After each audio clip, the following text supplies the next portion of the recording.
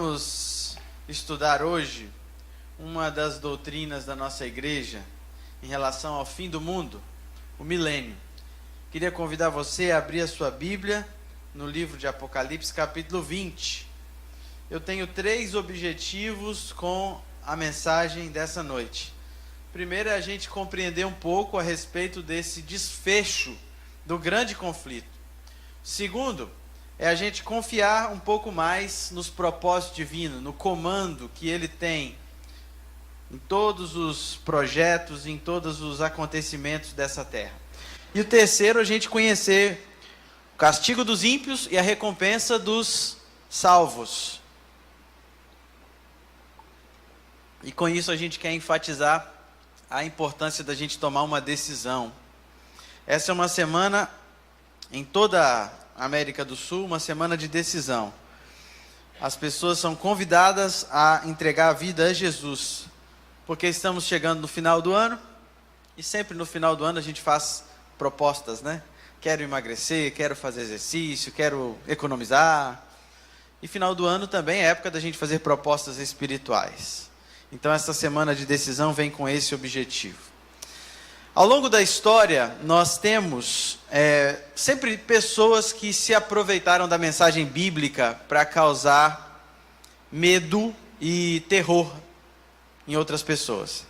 Sempre existiu pregadores que exageraram a respeito dos horrores do inferno, ou pelo menos criaram um cenário não bíblico, além daquele que a Bíblia apresenta, a respeito de quão terrível será o fim. Explorar os temores das pessoas não é uma coisa muito inteligente, nem muito certa a ser feita. Por isso, nosso objetivo hoje é estudar o fim, estudar o milênio, estudar como vai terminar esse conflito de uma maneira amorosa. Porque nós gostaríamos de ver, ainda assim, a mão de Deus, o cuidado de Deus e a preocupação de Deus com aqueles que são fiéis a Ele, a paciência de Deus em relação a isso tudo, porque o que muita gente questiona em relação ao fim do mundo é como que pode um Deus ser tão bom, tratar as pessoas com crueldade. E muitos dos cenários de inferno que são retratados na mídia, em seriados, em filmes, novelas, tratam realmente como se Deus fosse alguém bem cruel. Mas, como que Deus pode ser ao mesmo tempo bom, mas Ele extinguir o mal, terminar com esse mundo que a gente está enfrentando e vendo que é mal? O que vai acontecer com Satanás, o originador de tudo? É possível Deus ser justo, amoroso, ao mesmo tempo colocar fim a isso tudo? E qual que vai ser a recompensa dos fiéis? É isso que a gente vai estudar nessa noite. E eu pedi para você abrir Apocalipse capítulo 20, porque a gente vai ler o capítulo todo. E a gente vai reforçar alguns versos de vez em quando. Mas a gente vai ler outros versos também. O sermão de hoje é um sermão temático. A gente pega um tema e a gente estuda na Bíblia, onde existem outros versos que falam a respeito desse tema. Vamos ler o verso 1. Começa assim: Então vi descer do céu um anjo, e tinha na mão a chave do abismo e uma grande corrente. Ele segurou o dragão, a antiga serpente, que é o diabo, Satanás, e o prendeu por 1000 anos. Por isso a palavra milênio. Lançou no abismo, ia ser interessante, né, se batizasse Satanás, mas ele não quis. Lançou no abismo, fechou e pôs selo sobre ele, para que não mais enganasse as nações até se completarem os 1000 anos. Depois disso, é necessário que ele seja solto pouco tempo. Vi também tronos, e nestes sentaram-se aqueles aos quais foi dada a autoridade de julgar. Vi ainda as almas dos decapitados por causa do testemunho de Jesus, bem como por causa da palavra de Deus. Tantos quantos não adoraram a besta, nem tampouco a sua imagem, e não receberam a marca na fronte e na mão, e viveram e reinaram com Cristo durante 1000 anos. Os restantes dos mortos não reviveram até que se completassem os 1000 anos. Esta é a primeira ressurreição. Bem-aventurado e santo é aquele que tem parte na primeira ressurreição, porque esses, a segunda morte não tem autoridade, pelo contrário, serão sacerdotes de Deus e de Cristo e reinarão com ele os 1000 anos. Quando, porém, se completarem os 1000 anos, Satanás será solto da sua prisão e sairá a seduzir as nações que há nos 4 cantos da terra, Gog e Magog, a fim de reuni-las para a peleja. O número dessas é como a areia do mar. Marcharam então pela superfície da terra e sitiaram o acampamento dos santos e a cidade querida. Desceu, porém, fogo do céu e os consumiu. O diabo, o sedutor deles, foi lançado para dentro do lago de fogo e enxofre, onde já se encontram não só a besta, como também o falso profeta, e serão atormentados de dia e de noite pelos séculos dos séculos. Vi um grande trono branco e aquele que nele se assenta, de cuja presença fugiram a terra e o céu, e não se achou lugar para eles. Vi também os mortos, os grandes e os pequenos, postos em pé diante do trono. Então se abriram livros, ainda outro livro, o livro da vida, foi aberto. E os mortos foram julgados, segundo as suas obras, conforme o que se achava escrito nos livros. Deu o mar os mortos que nele estavam. A morte e o além entregaram os mortos que neles havia, e foram julgados um por um, segundo as suas obras. Então a morte e o inferno foram lançados para dentro do lago de fogo. Esta é a segunda morte, o lago de fogo. E se alguém não foi achado inscrito no livro da vida, esse foi lançado para dentro do lago de fogo. Algumas observações a respeito desse texto. A gente está lendo um texto aqui, no capítulo 20, e existe um antes e existe um depois. Em outros versos, em outros capítulos anteriores ao capítulo 20, a palavra de Deus fala a respeito da besta, fala a respeito de falso profeta, fala a respeito de algumas coisas aqui, como a imagem, e a gente não vai ter tempo agora de explicar tudo isso que foi tratado nos capítulos anteriores. Aqui no capítulo 20 já está sendo fechado o assunto. Então, para que você possa entender tintim por tintim todos os versos, é preciso que a gente possa ter um contexto, possa estudar outros capítulos até chegar no capítulo 20. Mas o nosso propósito principal aqui é falar apenas desse fechamento. Então, apenas esse capítulo é suficiente para a gente poder conversar. O outro detalhe importante, quando a gente estuda Apocalipse, além de muitos símbolos, além de muitos códigos, além de muitas coisas difíceis de se compreender, ele não foi escrito numa ordem lógica. Ele não foi escrito assim: era uma vez 2 pessoas que se conheceram, se apaixonaram, começaram a namorar, noivaram, casaram, tiveram filhos, envelheceram. Não. O Apocalipse às vezes fala a respeito do casal que está apaixonado, de repente fala dos filhos, depois volta para falar do noivado. O livro do Apocalipse tem algumas características assim. Existem estudiosos que mostram quais são os ciclos. Outro dia o pastor Daniel pregou aqui na igreja e falou a respeito disso. A estrutura literária por trás do livro do Apocalipse. E é um negócio complicado, não é um negócio assim que, é só ler aqui e facinho. E tem um porquê disso. Por que Jesus fez? Por que Deus permitiu que o livro do Apocalipse fosse escrito assim? Primeiro, para a gente poder ter um pouquinho de esforço, para a gente gastar ali um pouquinho de fosfato para aprender. E segundo, porque se fosse muito simples, pessoas que foram descritas no livro do Apocalipse destruiriam o livro. Grandes autoridades mencionadas no passado iriam detonar e acabar com a Bíblia e não chegaria até nós. Então Deus escreveu para que os ignorantes não compreendessem e os simples de coração, com instrução do Espírito Santo, pudessem compreender a palavra de Deus. Então hoje a gente exige um pouquinho mais de esforço da nossa parte, mas a gente entende, não é complicado de outro mundo a gente entender o livro do Apocalipse. Aqui a gente vê que esse fechamento do grande conflito tem pelo menos 3 partes. O que vai acontecer antes dos 1000 anos, o que vai acontecer durante os 1000 anos e o que vai acontecer após os 1000 anos.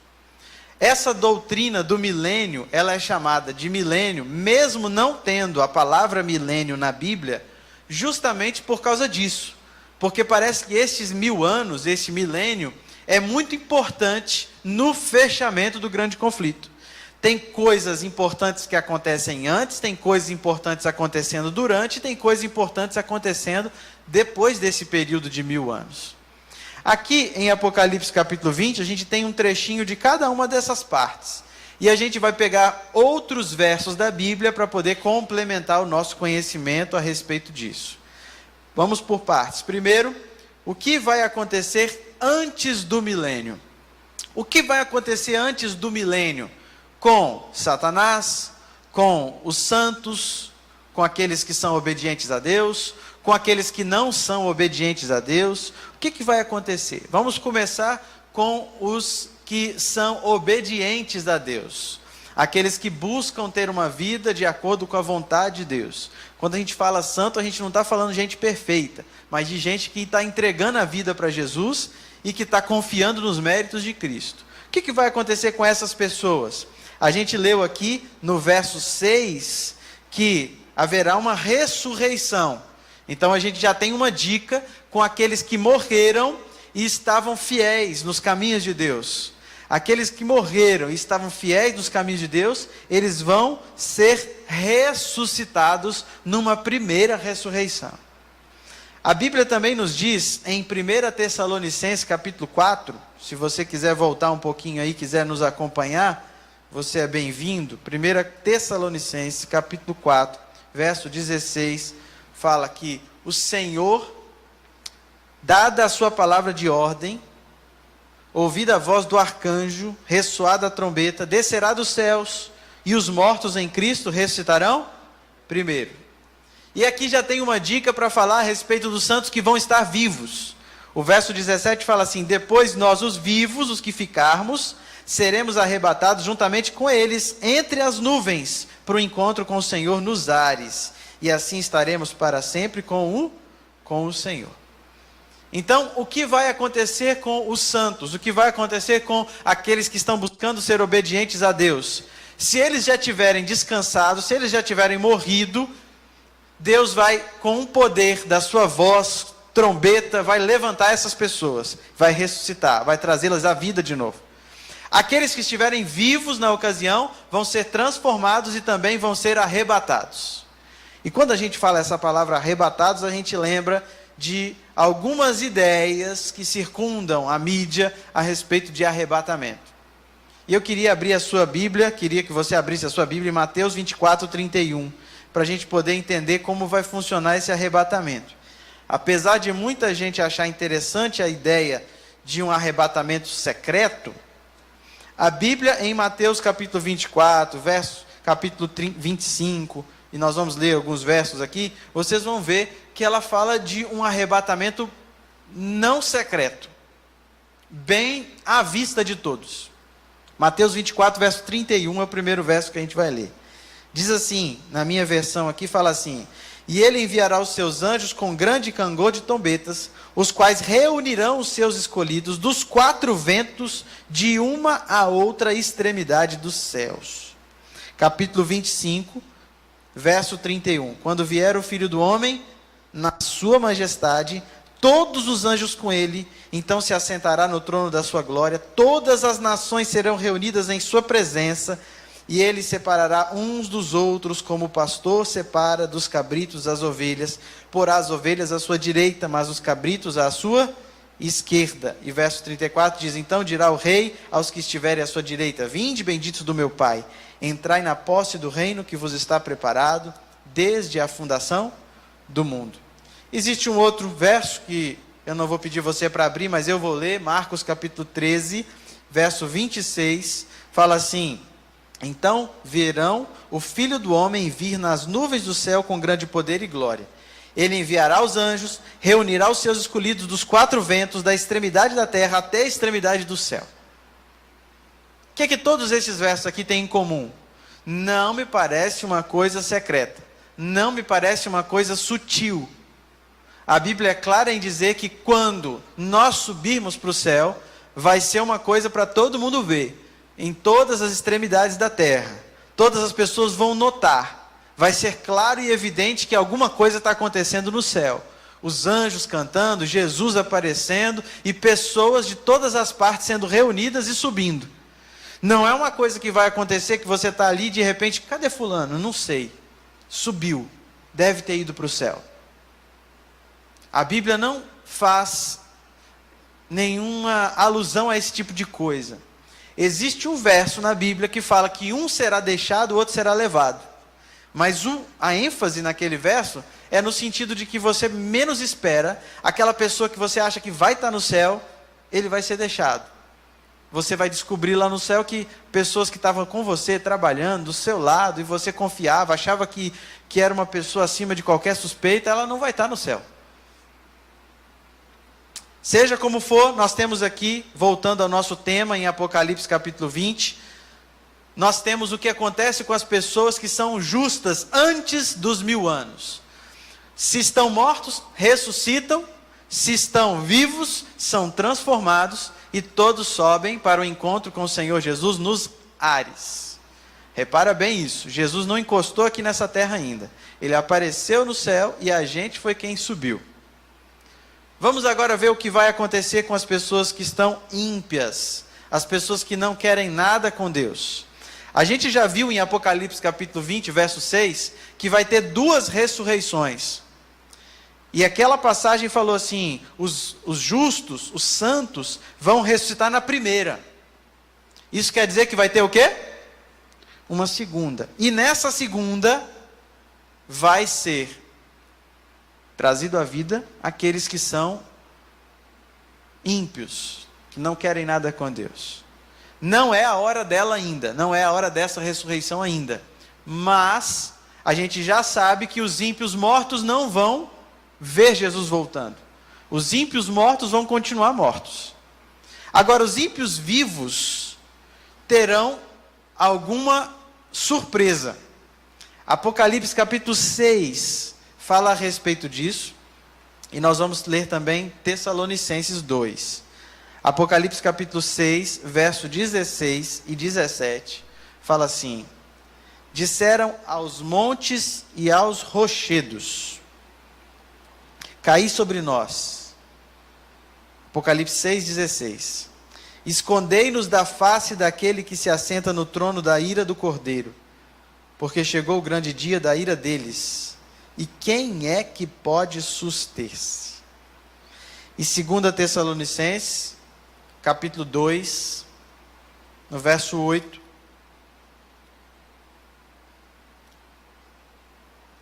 Tempinho para a gente achar, né? 2 Tessalonicenses 2, verso 8. Diz assim: então será de fato revelado o iníquo, a quem o Senhor Jesus matará com o sopro da sua boca e o destruirá pela manifestação de sua vinda. Em outras palavras, tanto Apocalipse quanto Tessalonicenses diz que os que estiverem vivos e forem desobedientes a Deus vão ser eliminados por causa do poder de Deus. A força da glória de Deus é tão grande, a luz, o barulho, o poder de Deus é tão grandioso, que eles não estão acostumados com isso. E uns vão pedir para as rochas caírem sobre eles, para que eles não vejam isso. O sopro, a voz de Deus, vai ser o suficiente para deixar cair e um monte de gente morrer, só com o poder da glória de Jesus. Então os ímpios que já estavam mortos, continuarão mortos. Os ímpios vivos vão morrer nesse momento. E Satanás? Satanás, os seus anjos, o que vai acontecer com ele? A gente leu lá em Apocalipse no capítulo 20, e eu queria ler novamente o verso 2, que diz assim: ele segurou o dragão, a antiga serpente, que é o diabo Satanás, e o prendeu por 1000 anos. Esse anjo que segurou Satanás aqui, prendeu Satanás durante 1000 anos, ele não está prendendo necessariamente fisicamente. Porque Satanás não tem um corpo físico capaz de ser preso. Ah, coitado, ele não pode ir em lugar nenhum porque está preso aqui. Essas cadeias são chamadas pelos teólogos como circunstanciais.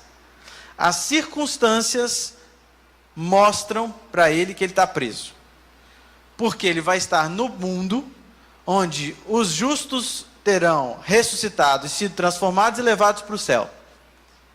E os ímpios estarão todos mortos. O que ele vai ficar fazendo aqui? Nada. Ele não pode sair daqui e vai ficar aqui, restrito ao planeta Terra vazio. Isso é uma situação de prisão. Para ele, isso é uma prisão. Tanto que fala aqui, para que ele não mais engane as nações até completar os 1000 anos. 1000 anos sem enganar ninguém, sem tentar ninguém, sem fazer ninguém fazer maldade. Isso vai acontecer com o inimigo antes do milênio. Agora, o que vai acontecer durante o período dos 1000 anos? O que vai acontecer durante o milênio? Primeiro, a gente tem um papel para os justos. Os justos que subiram ao céu vão ver o inimigo aprisionado aqui na terra e eles vão começar um processo de juízo. Apocalipse capítulo 20, verso 4 fala sobre isso.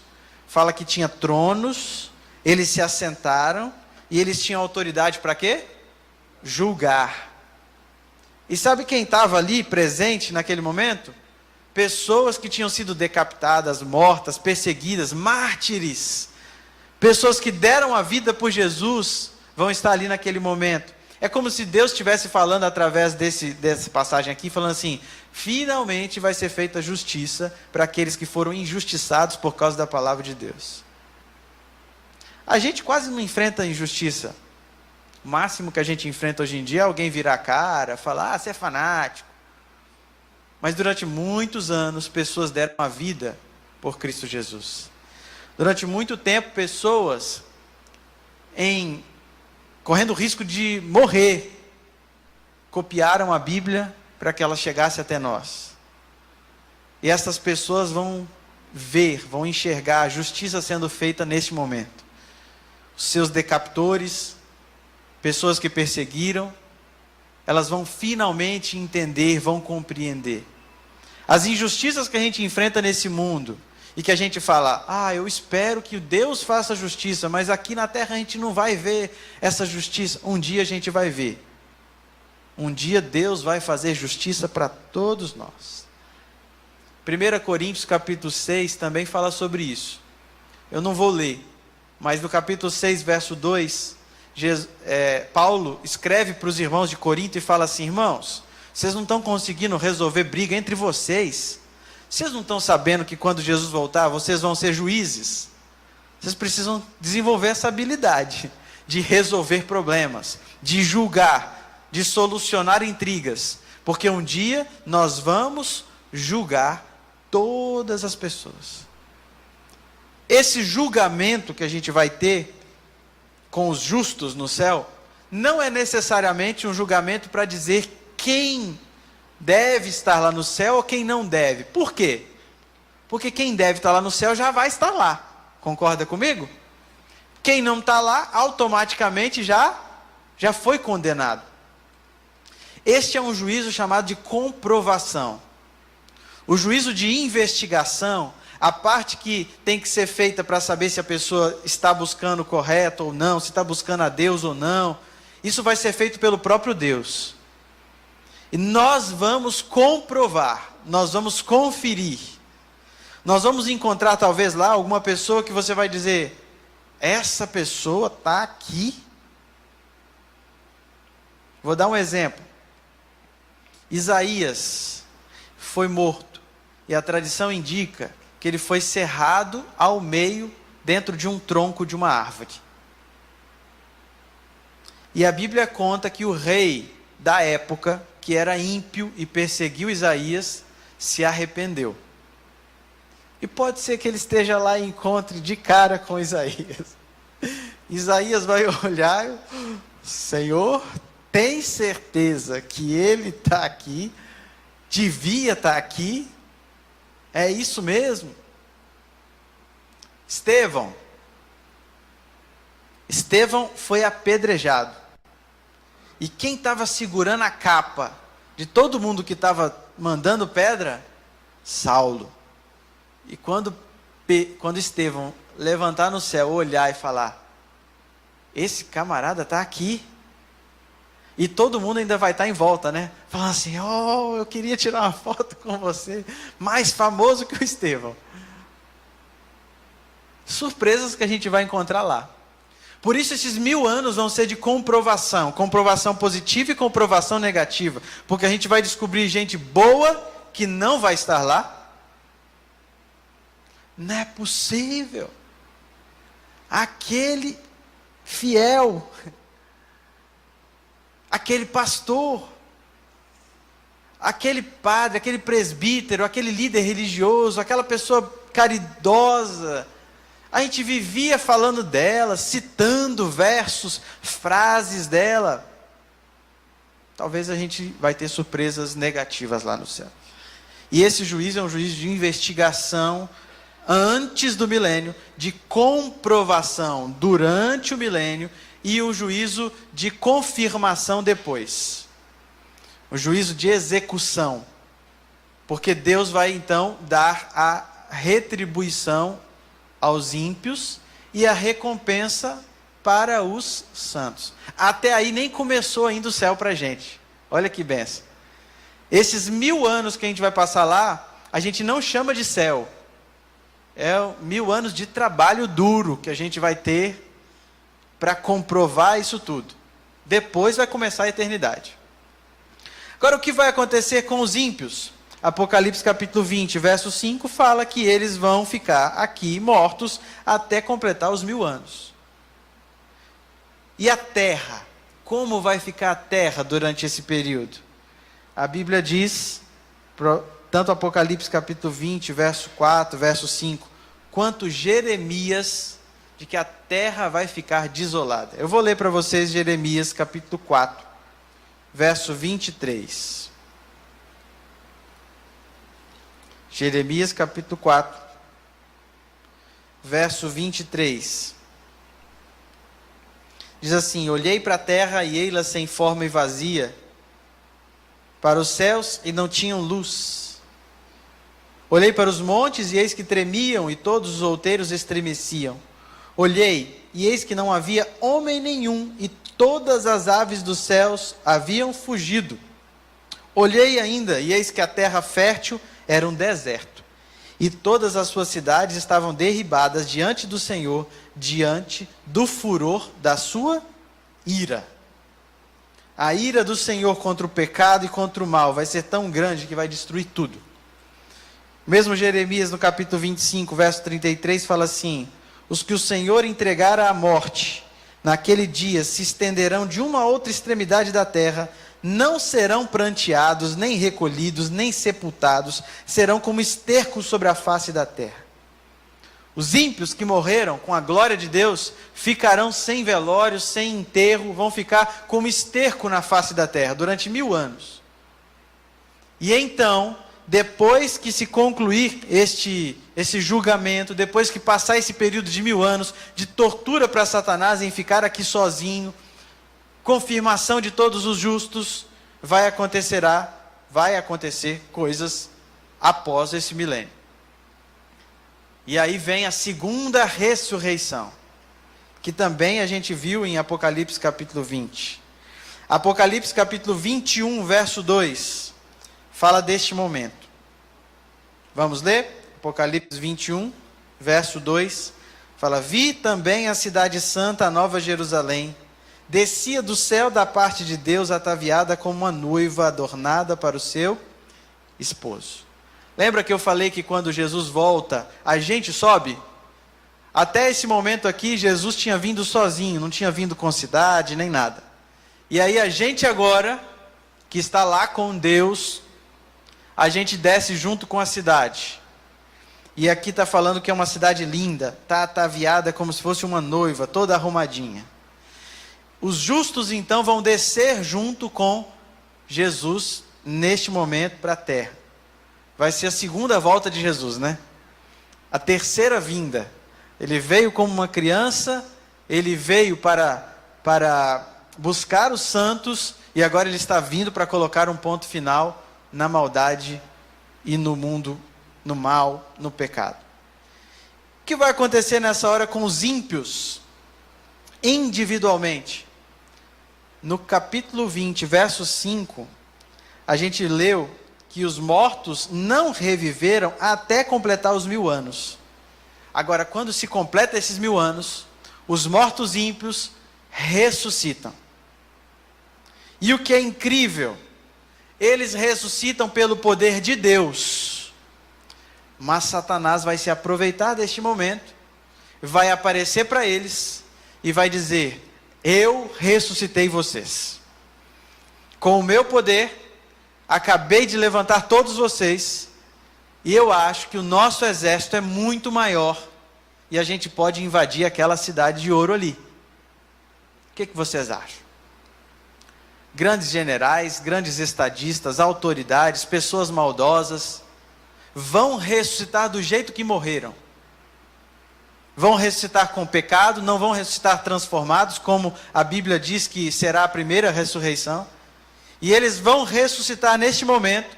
Os anjos maus, juntamente com Satanás, vão tentar arregimentar um exército. O verso 7 e o verso 8 fala isso. Fala que ele será solto e sairá para seduzir as nações que tem nos 4 cantos da terra, a fim de reuni-las para a peleja. E o número dessas pessoas é o quê? É pouca gente? É muita gente. Isso é triste, né? É triste porque muitos irão se perder. Muitos estão escolhendo o caminho do mal. E Satanás vai ter um exército enorme neste momento. E eles vão se arregimentar e vão cercar a cidade. Eles vão se colocar posicionados de maneira a tentar invadir a cidade santa. Jesus com os santos dentro da cidade vão enxergar aquele exército enorme se preparando para uma peleja, para uma batalha. Talvez a maior batalha de todos os tempos, onde todos os seres humanos estarão presentes. Só que a Bíblia descreve que a misericórdia de Deus vai chegar ao fim. Numa espécie de telão, Deus vai mostrar individualmente para todos que estiverem ali o porquê eles não foram salvos.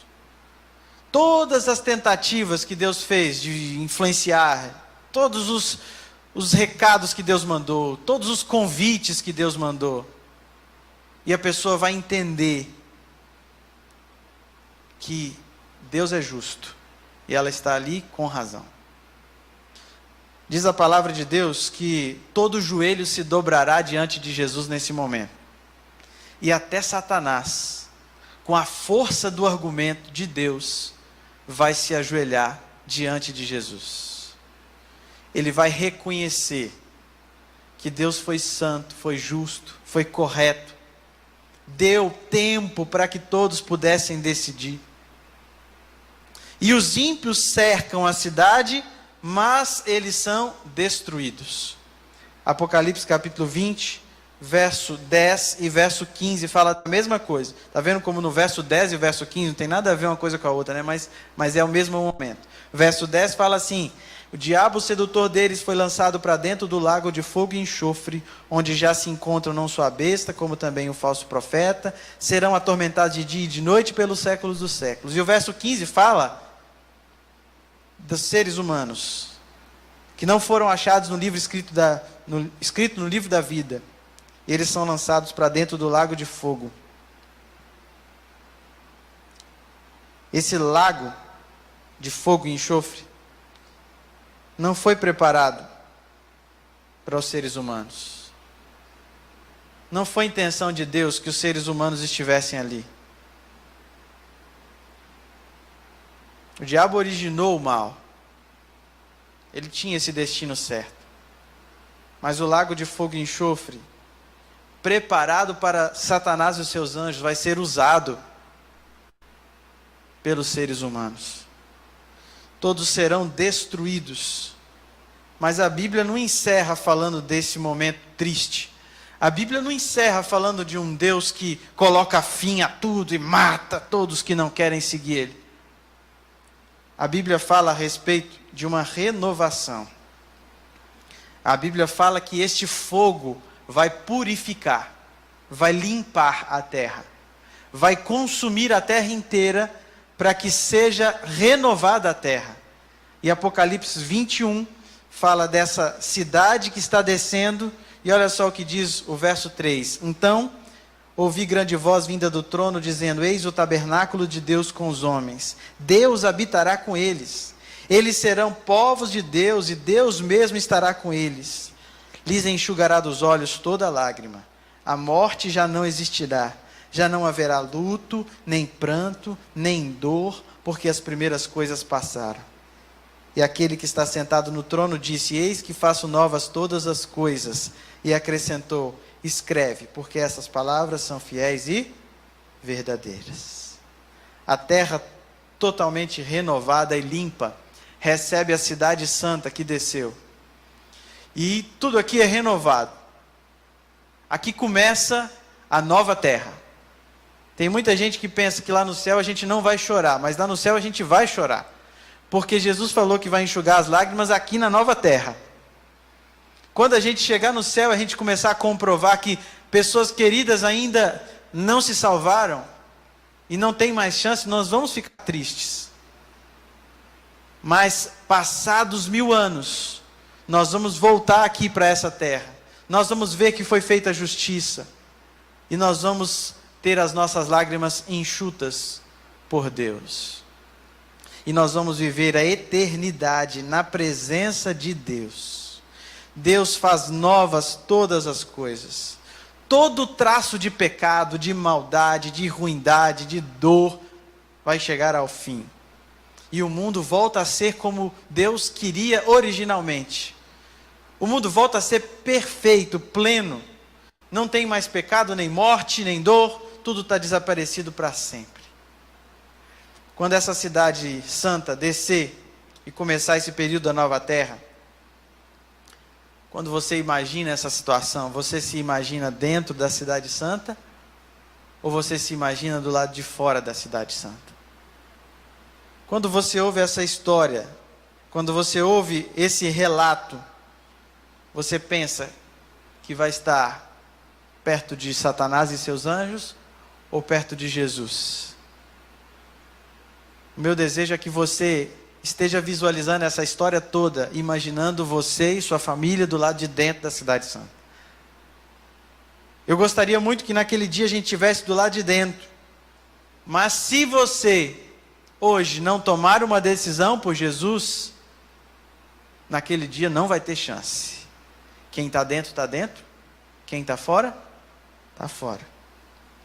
Se você acredita que Jesus vai vir de forma visível, se você acredita que Jesus realmente vai voltar para buscar os seus filhos fiéis, se você acredita numa recompensa que vai ter para aqueles que são fiéis a Deus, se você vê que está cada dia mais perto esse dia, a hora de você se preparar, a hora de você estudar a palavra e entregar a sua vida a Jesus, é agora, é hoje.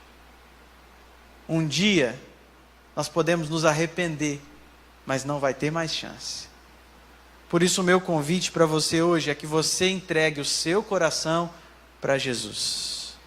Que você decida hoje obedecer a Jesus e colocar Deus em primeiro lugar na sua vida. Porque amanhã pode ser tarde demais. Se você descansar no Senhor, amém, vai ressuscitar e vai ver Jesus voltar. Se você descansar, se você morrer e não estiver fiel nos caminhos de Deus, infelizmente a surpresa vai ser terrível naquele dia. Deus é um Deus de amor e Ele quer a nossa salvação. O inferno, esse lago, que não vai ficar queimando eternamente, mas que vai ter consequências eternas. O mal não se levantará nunca mais. Não foi preparado para a gente esse lago. que a gente possa buscar em Jesus a salvação. Que a gente possa colocar a nossa vida em dia com a vontade do nosso Deus. É mais fácil se salvar do que se perder. Basta a gente aceitar Jesus como nosso Salvador e buscar obedecer a Ele. Colocar a nossa vida nas suas mãos. Eu queria convidar você, neste culto, para cantar o hino número 173. Este hino é uma oração de entrega, porque ele fala que Jesus está esperando. Ele espera a sua decisão. Quando a gente estiver cantando essa música, se você sentir no seu coração que é um momento de entrega, se você sentir no seu coração que você precisa renovar o seu compromisso, eu queria pedir para você não apenas cantar, mas para você vir aqui à frente, para orar junto comigo. Se eu tivesse aí atrás, eu ia vir aqui à frente, porque eu sei os pecados que eu tenho cometido, as falhas que eu tenho cometido, e eu sei que eu preciso da graça de Deus todos os dias. Se você sentir isso no seu coração também, eu queria chamar você para vir aqui à frente, falar: Jesus, eu quero estar nesse dia na tua presença. Eu sei que o Senhor está nos esperando, e eu quero entregar a minha vida, o meu coração, para ti nessa noite. Vamos cantar hino 173. Jesus está esperando.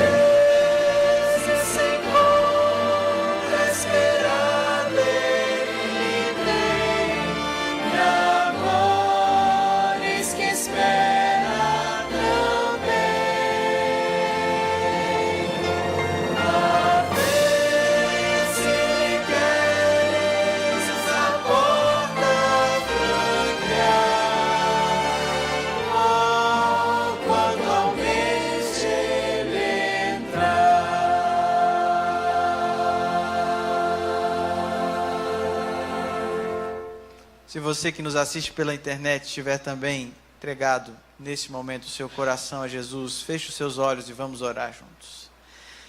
Querido Deus, nós agradecemos, Senhor, porque a Tua palavra nos fala de um desfecho deste grande conflito com a vitória do bem sobre o mal. Não é fácil a gente viver nesse mundo cheio de dor, cheio de tentações, mas nós te agradecemos porque a vitória está garantida em Cristo Jesus. Ellen White disse que quando ela olhava para si, ela achava impossível ser salva. mas ao olhar para Jesus achava impossível se perder. A gente também tem a mesma sensação, Senhor. Quando a gente olha para a gente, parece que não vai dar, mas nós olhamos para o Senhor Jesus, e graças ao Senhor, graças à tua misericórdia, nós podemos ser salvos. Por isso nós aqui entregamos o nosso coração a Ti, pedindo perdão pelos nossos pecados e rogando que a Tua graça nos alcance, que o Senhor nos faça vitoriosos a cada dia, buscando obediência e fazendo a Tua vontade. Que no dia que o Senhor voltar nas nuvens do céu, a gente esteja preparado, que a gente esteja junto com o Senhor para passar os 1000 anos no céu e a eternidade aqui na nova terra. Esse é o nosso desejo, nós pedimos isso do fundo do nosso coração. E viemos aqui à frente, Senhor, entregando nosso coração em Tuas mãos. Em nome de Jesus. Amém, Senhor. Amém. Deus te abençoe, te dê uma semana com o coração aliviado e leve pelo perdão alcançado em Cristo Jesus. Quarta-feira, às 19h30, teremos o nosso culto de oração. Você está convidado a estar conosco.